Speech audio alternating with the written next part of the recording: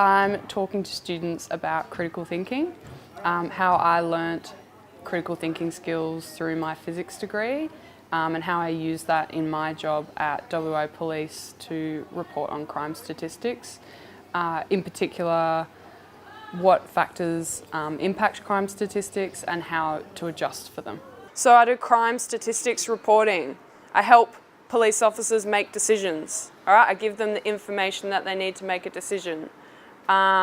Something else that I do is, have you ever heard a news reporter say something like, burglaries are down 10% in this suburb? Yep. So me or someone in my team produced that. How did I get to the job that I'm in now? In high school, I had no idea what I wanted to do, but I liked maths and science. I didn't like English and Hass. I wasn't very good at them. I liked that in maths you were either right or you were wrong. So I finished high school and I enrolled to do a Bachelor of Science, a quite general science degree. And in my first year, I tried a lot of different science units. All right, I figured out what I liked, and I liked physics. So I kept doing that. And after 3 years, I graduated with a major in astrophysics. So that's physics about stars, space, planets, things like that. What does a physics degree actually look like? All right, again, not going into like really complex equations or anything, but what's the kind of overall thing that you do? You learn something new, might be a new equation, and then you are given a question, assignment, test, and you have to figure out how to apply that piece of information to get the right answer. All right, except that you do this every week for 3 years, so it looks more like that. So doing that process again and again and again and again, learning a bunch of new information, you might learn 3 new equations in 1 week, and you've got 1 question to answer. You need to figure out which equation is going to help you. All right, that's problem solving. That's critical thinking. Critical thinking is something that a robot can't do. So that's why it's really crucial for jobs. All right? Robots are really, really good at following instructions. They're not very good at trying to figure out what the instructions should be.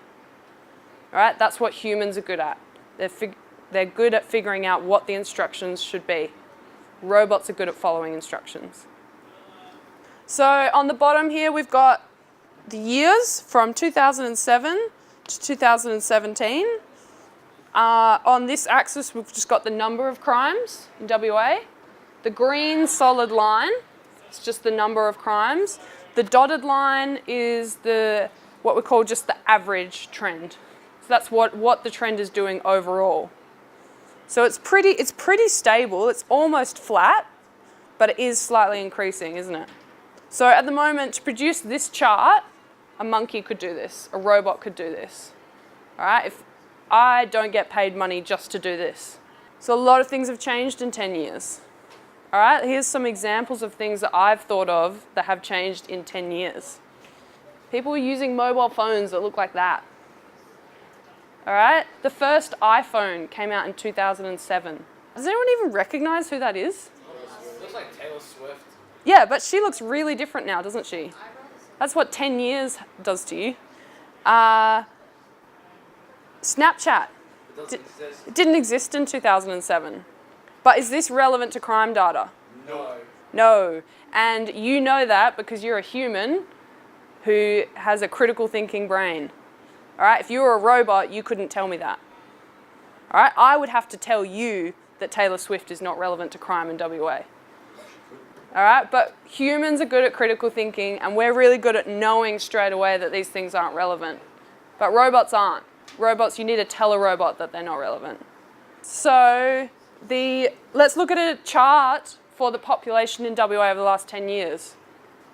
So the same 10 years are on the bottom here from 2007 to 2017. On the left, we've got the number of people in WA. So we started in 2007 at about 2.1 million. We're now just under 2.6 million. Okay, so part of my job is to give charts like this to senior people in police so that they can make decisions for the community. All right, so if I give a senior person in police a chart like this, what are they going to think? Okay. Well, they're probably going to say, look, it is decreasing, we're probably doing something right, let's figure out what we're doing well, do more of that, do it better. You know, probably along those lines.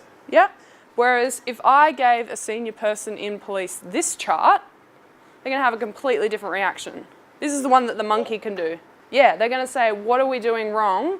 We need to stop what we're doing, do something completely different, and figure out how to get it to decrease. All right? Completely different reaction. And all I've done is factor in two things.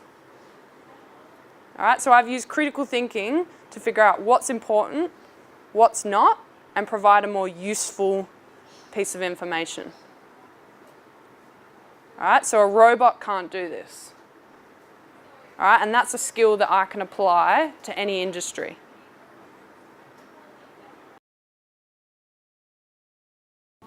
So I use STEM skills every day in my job. I use mathematics and science because I look at crime statistics, but I also use critical thinking a lot. Every day I'm asked questions and I need to figure out what the answer is, and I use critical thinking to do that. I don't think it matters what subject you're interested in as much. I think it's important that you pursue something that you're interested in, but focus on what kind of skills that you're picking up while you're studying that subject, not just the content itself.